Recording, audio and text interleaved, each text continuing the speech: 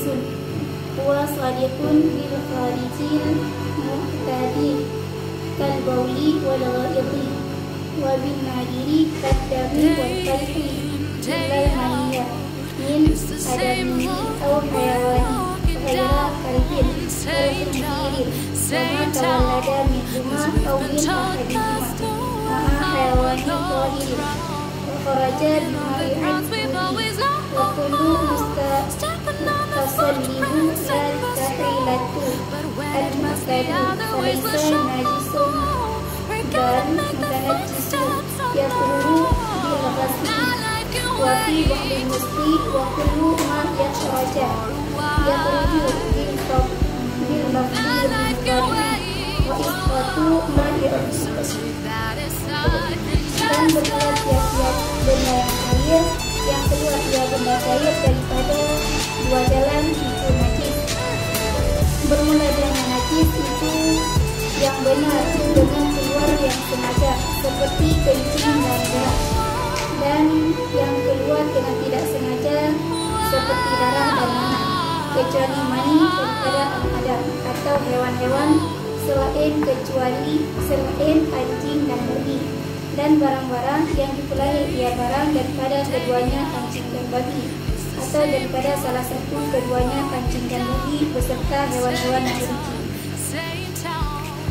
Dan keluar ia benda yang cair dengan cairan ulat, dan tiap-tiap yang untuk yang hana sengaja, maka tidak ada dengan najis tetapi bukan najis yang suci ia dengan darah, dan sabit pada sebagian mustahmatan.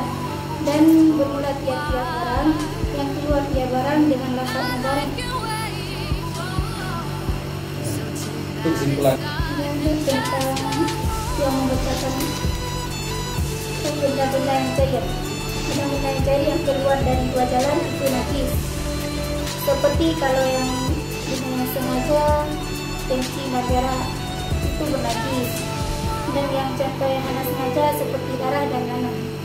Kecuali yang keluar dari dua jalan, kecuali yang hana najis itu mani anak Adam ataupun mani hewan, selain daripada mani si anjing dan si babi, dan barang-barang yang diberanakkan oleh si anjing ataupun si babi, ataupun dari salah satu keduanya. Contohnya kalau anjing dengan kambing, lahirlah anak kambing, itu tetap najis karena kambing dengan anjing. Coba Mudhaf ismi Allahi mudhaf ilaih. Hukum mudhaf ilaih majrur dengan sebab nama mudhaf, alamat jar kasrah yang zahir pada akhirnya. Ar-Rahmani disifat ba Allahi. Hukum sifat diikut mausuf. Disifat diatur yang telah majrur, maka majrurlah ia, alamat jar kasrah yang zahir pada akhirnya. Ar-Rahimi disifat ba Allahi. Hukum sifat diikut mausuf. Disifat diatur yang telah majrur, maka majrurlah ia, alamat jar kasrah yang zahir pada akhirnya.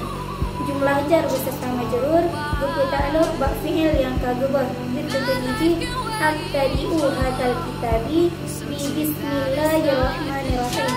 Belum mulai akan ini kitab dengan bismillahirrahmanirrahim.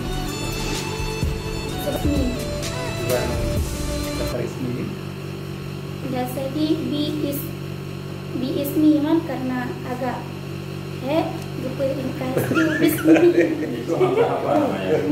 Hamzah apa itu? Hamzah Ada dua, wasal dan kata.